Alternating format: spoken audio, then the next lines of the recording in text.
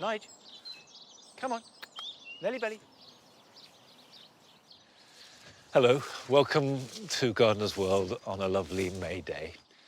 And one of the interesting things about this year is that it's been so late and so cold that things have been delayed and concertinaed together. So most of the blossom here in the orchard has arrived all together. So there's a real chance that all these trees will pollinate each other and we should get a really good apple crop. Now, I won't be doing anything with the apples today, but I will be working in the grass borders, moving grasses around now they're growing. I'm also replacing the pots in the jaw garden and going from formiums to fuchsias. This week, Carol continues her series on selecting the right plant for the right place. She's off to the Yorkshire Dales to see plants that thrive in exposed and tricky situations. It's a little encrusted saxifrage. Did you ever see a better example of a right plant in the right place? And Zephaniah Lindo goes to South Wales to see the national collection of Primula Auriculas. Oh, wow. They're amazing, Pat. Yeah. Look at You like those. that? Look at the colours. They're stunning.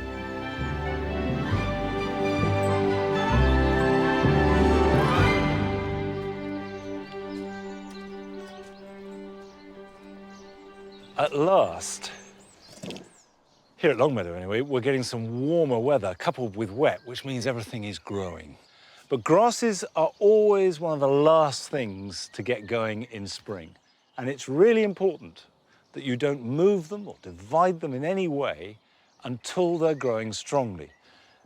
What I want to move are the pheasant grass. Now, pheasant grass for years has been known as Stipa arundinacea, but it has had its name changed to Anemanthele lessoniana. But horticulturally, it behaves exactly like all the Stipas. So these here, this little growth, had seeded themselves last year. They're a lovely plant. I want them, but not here. So I'm going to move them. Now, they've got fairly shallow roots. So if I just get the spade in and ease them out, there we go. I can hear the roots going. That is a very healthy young plant that I can transplant. There you go. That's another nice one. See, that's a cracker. And that's a seedling from last year. And while it's up here, I'll just weed it a little bit.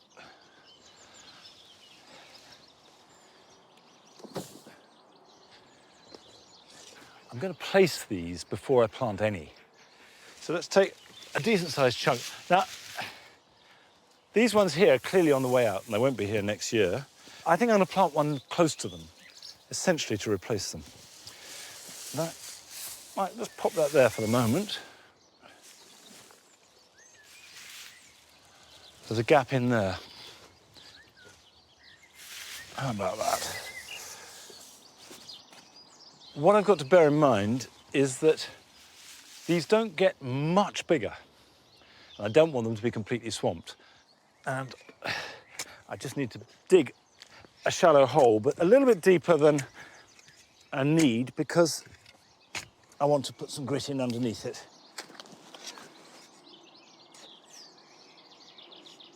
And you can't really overdo the drainage when you're dealing with steepers of any kind. They do like it. And also full sun, of course. There we go. Put some soil back in around it. And hopefully that will hardly know it's moved. Oh, look, he's a frog. A little frog. You see? Hadn't expected that. It's so exciting to feel the whole garden is being used by all kinds of creatures, but it's their garden as much as ours.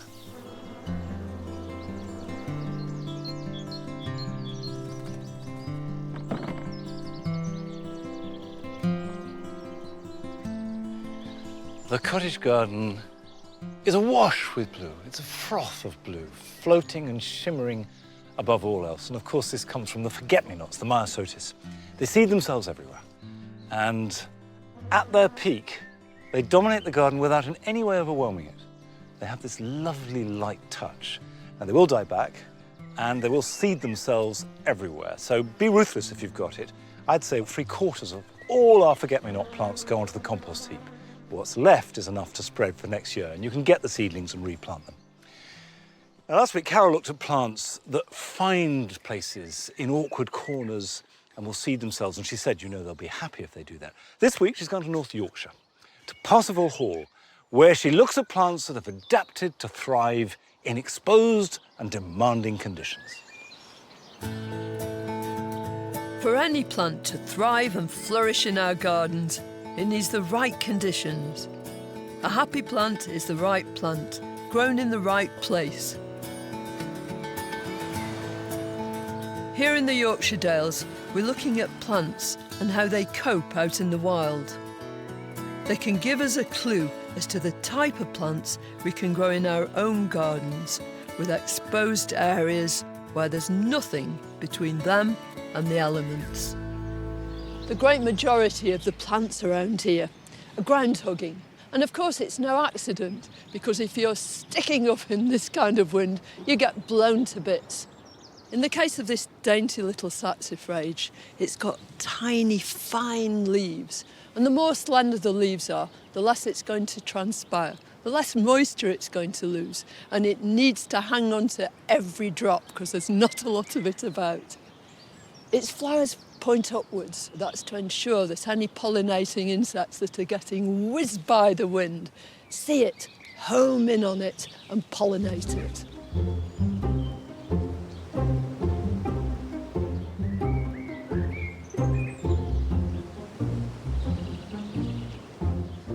Welcome to Windy Corner. Just look at my hair.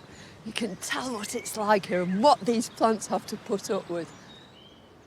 And when they're a little taller, like this grass, then they allow the wind just to pass through them. But here's one little plant that does something quite different. This is a fern. It's a Splenium trichomanes, the maidenhair spleenwort. And it's got nothing in common with all those big, gorgeous, soft ferns you find in woodland. And it's actually really stiff. These stems stand up for themselves. And the pinnae, the tiny little leaflets all the way up it, are really minute and they're hard, almost sort of brittle. It finds its home in these cracks and crevices, and it stands up there, not just in the wind in the summer, but right the way through the winter. And you could grow this little fern at home, and of course, it'll put up with any amount of exposure. If these plants are happy growing here, then we should be able to grow plants with similar characteristics in exposed areas in our gardens. Here at Parsifal Hall is this glorious courtyard garden. Up there is Rhodiola rosea, roseroot. It's got succulent leaves, and each one of those leaves acts as a tiny reservoir for when droughty conditions persist. It's very easy to propagate. You can just snap a piece off, take the bottom leaves off and shove it in some gritty compost. It'll take root as easy as pie. This is Ibis sempervirens, otherwise known to most of us gardeners as candytuft. It's a sprawling plant from the mountainsides of southern Europe, and it makes these great big mats that cover the rocks. As it's doing so, it keeps the back of the plant cool, but it also allows these flowers to open. They're composite flowers, they're made up of lots of little flowers. It's got tough, leathery leaves, and it's evergreen too. And just here on this corner, I nearly sat on it, which is just as well because it's a true cushion plant. It's a little encrusted saxifrage. Did you ever see a better example of a right plant in the right place? There are so many plants we can choose from when it comes to the exposed areas in our own gardens. The rock rose, Helianthemum mummularia, is a native plant that occurs all over the British Isles. It's been widely hybridised and is available in a kaleidoscope of colours. At the end of the season, it's a good idea to trim it back. Mossy saxifrages are easy to grow and they thrive even in dappled shade. There are numerous cultivars with jewel-like flowers that adorn our gardens. up on the hillside there were hawthorns and other trees shaped by the wind. And I think it's such a lovely idea to have a shrub or two in amongst these low-growing plants. This is Salix boydii. It's a willow. It's as soft as can be. And both the top and the underside of the leaves are coated in tiny hairs, which means that the cuticle of the leaf is protected from hot sun. It's also got this glorious habit. Its branches move around and allow the wind to pass through it. Easy to grow, and it'll last for years and years. I think it's just gorgeous. And in common with all these plants here, they're all the right plants for the right place.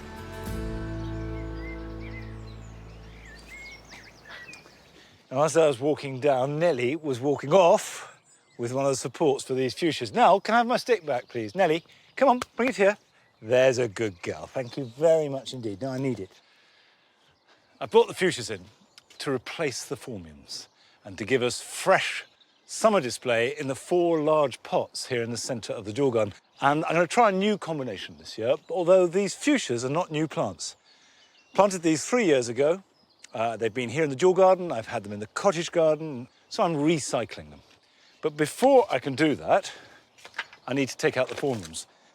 Right. Oh, there we go. Come on, you. There we are. So that's the plant. And what I'm going to do is put it in a bag which acts as a pot. Now, never plant into old compost if you want the best of plants. The nutrients are used up.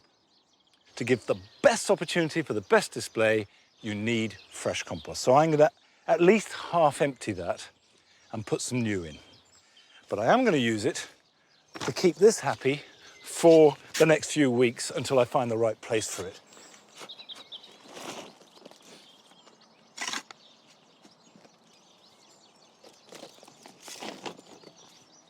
This can be put to one side until I'm ready to give it a new home, and that will be completely happy. And this can be planted out. Now, this is fuchsia called voodoo. This has been growing in the greenhouse all winter. Now, that's about the right sort of depth to put it. And of course, the first fuchsias had very small flowers. And it really wasn't until the 1920s and 30s, when American hybrids came in, you got these large flowering hybrids. And now, of course, there are hundreds of different fuchsias you can grow. Okay, let's take this out.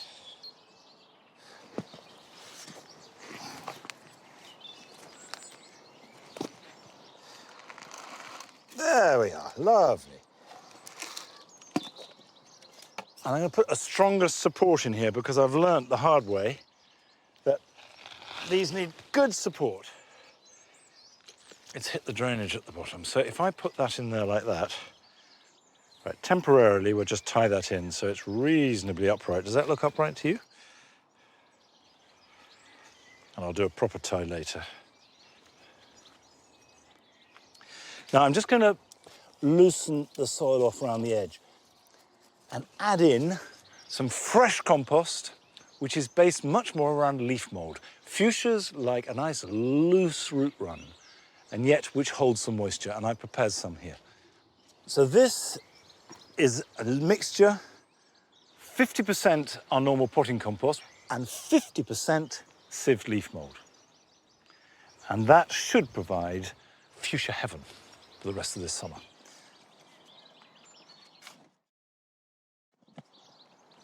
But what I'm trying this year is an experiment. I'm adding in a grass, and this is Imperator cylindrica rubra, blood grass. And as it grows, you have these blood red tips. And of course, the idea is to pick up the colours of the fuchsia and around it form a kind of fringe of grass.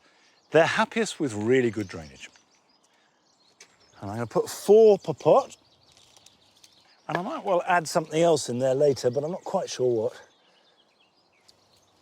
These will grow and get denser, but for the moment, we'll leave that in place.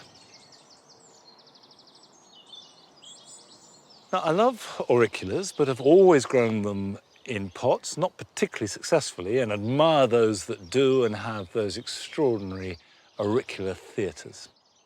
But Zephaniah Lindo has been to Wales to meet someone who's passionate about auriculas and also considers different ways of growing them.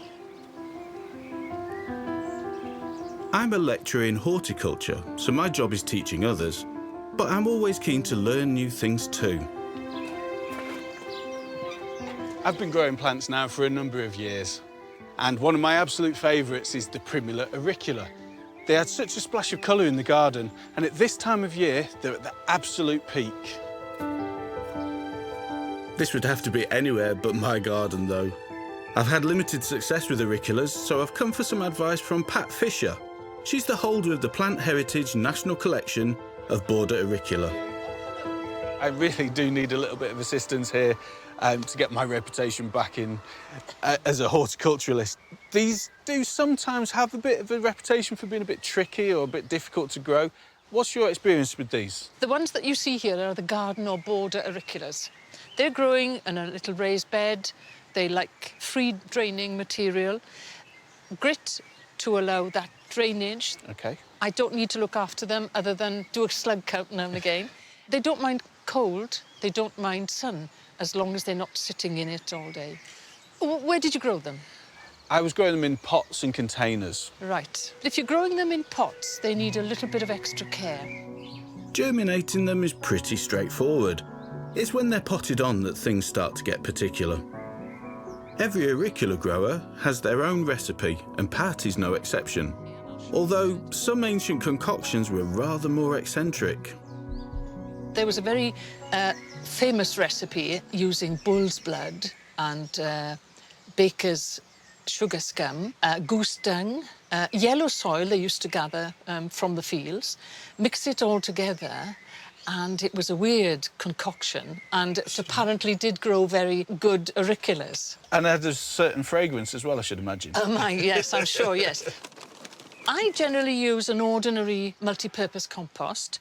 So I use ordinary compost. A John Innes #2, equal amounts, and some grit. Equal amounts of all? Yes, 1, 1 and 1. And that's it? As simple as that? I have a secret ingredient. Ah, here we go. There's always a secret ingredient. As you know, there's a big secret to growing auriculas. Go on, then. And I can pop that in now if you turn away, please. OK, I'll turn away. So... Have you done it? I've done it, OK. Yes. With the secret ingredient in, everything is given a good mix. This is probably why my ones didn't work. You didn't have a secret recipe, I didn't did have you? the secret ingredient as well. No. Yeah. What you've got to remember is they are alpine plants, so they will need to stay cool. And of course, putting them in a pot will make the roots warm up quicker than they would in the soil. So I have areas around the garden where they are out of sun, they're north-facing, and also they get plenty of air and plenty of light. This is the main pavilion where we keep all the auriculas. Oh, wow. They're amazing, Pat. Yeah? Look at You like those. that? Look at the colours. They're stunning. Oh, this is what I love about them. There are so many varieties. And of course, the beauty of the bees crossing them is you never know what you're going to get because they don't come true to seed. But if you want to breed your own, you crossbreed, you hand-pollinate your own, and you develop your own plant, which is lovely. And when the seed is sown and when they come into maturity and give you that first flower, and you don't know what you're going to get. This one's interesting. This is one of mine, and this is called Patty's Girl. So how did you come up with that name for that, then? Well, we all give them a greenhouse name. We know what we'd like to call it. But that has to go on a show bench. OK. And the judges will look across the bench, and if that plant gets a first, second or third, you then name it, and then that becomes its name in a classified directory of names of auriculas. But somebody calls their plants all names of stations and underground stations in London. Right. I have one here which is known as Trim the Velvet, bred by Cheryl down in Cornwall, and she said it reminds her of pinking shears that cut around purple velvet cloth. You can see where it gets its name, Yeah, definitely. Yeah. They're so amazing, and they're an absolute wonderful plant to play with. You know what? It's made me think that I should give it another go Yeah. and really try and give it the attention it so deserves, because if I can come out with results half as good as this, I will be extremely pleased. Thank you. And in case you're wondering, the secret of Pat's success is good old-fashioned fish, blood and bone.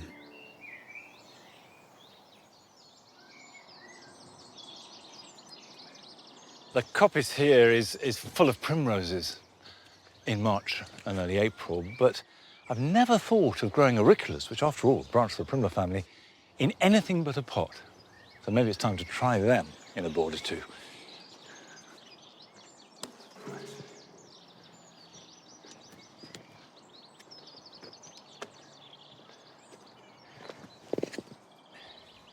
Last week, I started planting up the mound, ready to create a scented garden.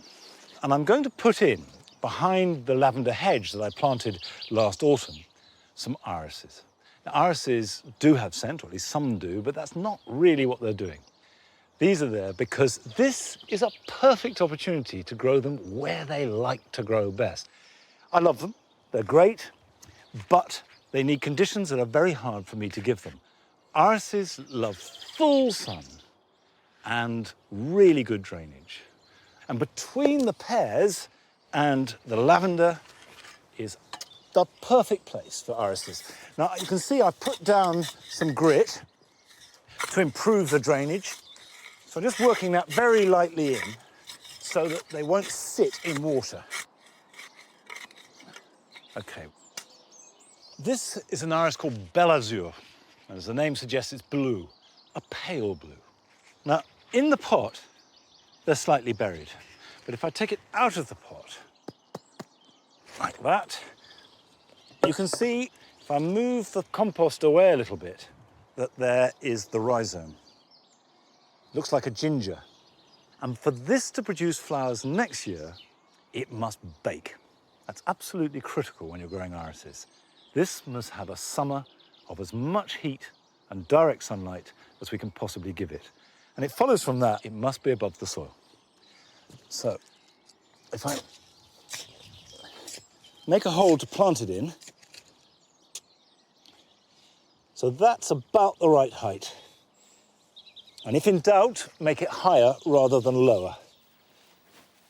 And you can see that I've got the rhizomes pointing at the sun. We don't want them hidden by the foliage of the iris itself. And then we can pull the grit back round it, and that's fine. And if you can get that right with good drainage, irises are easy. They're really easy to grow, and they will perform and produce these beautiful, spectacular plants. Right, now to plant the roses. I've got 3 roses for this top scented area. They're all albas, and albas all tend to have fabulous scent. They're old roses, they're tough, they have slightly bluey-grey foliage. They're easy to grow. They grow in almost any soil, in any condition. And they do have fabulous fragrance. So it's a no-brainer, really. They've got to be part of the garden. Whatever rose you're planting, I think there's one thing you need to bear in mind, and it is the exact opposite of planting the irises. Because you do want to give roses a bit of depth. Now, this is the pot, and you can see that's quite deep, and that's on purpose. Because roses are grown on a graft. So in other words, the roots belong to one rose, and the top section another. Before I plant it, I want to add a little of mycorrhizal fungi, which is mixed up into charcoal. This is biochar. And you can buy this with the fungi already in it, and I'm just going to sprinkle it on the bottom of the hole like that.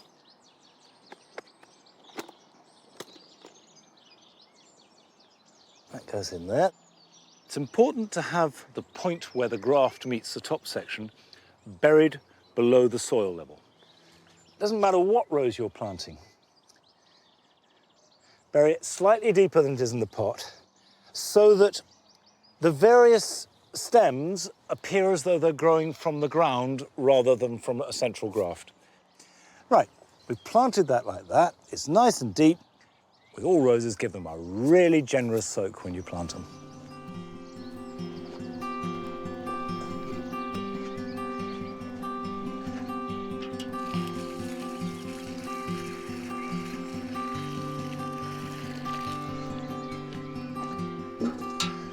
So that's Rosa alba semiplena. One of the very best roses for wonderful fragrance, beautiful white flowers, and tough. Will grow for almost everybody, almost anywhere. But if you're not planning on growing roses this weekend, here's some other things you can be doing. The weather is warming up and aquatic plants are starting to grow vigorously, but so too is algae. So it's important to regularly skim this off your pond. Don't get rid of this completely, but put it on the side of the water and let tadpoles, frogs, beetles and newts crawl back into the water. And after a couple of days, then you can add it to the compost heap. If you've sown cabbages or any other brassicas from seed, plant them out as soon as there is a decent root ball with roots showing clearly on the outside of the potting compost. Plant them deeper than they were in the pot and firm them in really well so there's a good anchor to hold a full-grown cabbage or cauliflower head. Water them in and leave them to grow. Broad beans need supporting now, not as individual plants, but by wrapping twine or strong string between canes or sticks spaced out along the row. Keep the string taut, and that will hold the growing beans upright and make them easier to pick, as well as stopping them flopping all over the place. And as the broad beans grow, you just add extra layers of string so that they're not individually supported, but they don't flop, and you can get at them to pick them. Now, it has been cold and the vegetable garden has been late, but it's happening, it's coming. My radishes are starting to grow. I haven't picked any yet, so this is a first. I think that the real good thing about growing your own is that suddenly you feel food is something that is elemental and personal. There's that deep satisfaction.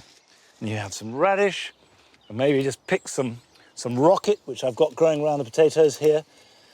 No, come here. Well, that rocket, radish, hot, spicy, a bit of olive oil, some lemon juice, and that will be a lovely salad. That's it for today. Come on, Nellie. Come on, you come here. You can take this for me. Good girl. No, take the basket. Good girl. Off we go. Come on, Nell. Come on, there's a good girl. Come on. Good girl. What have you got?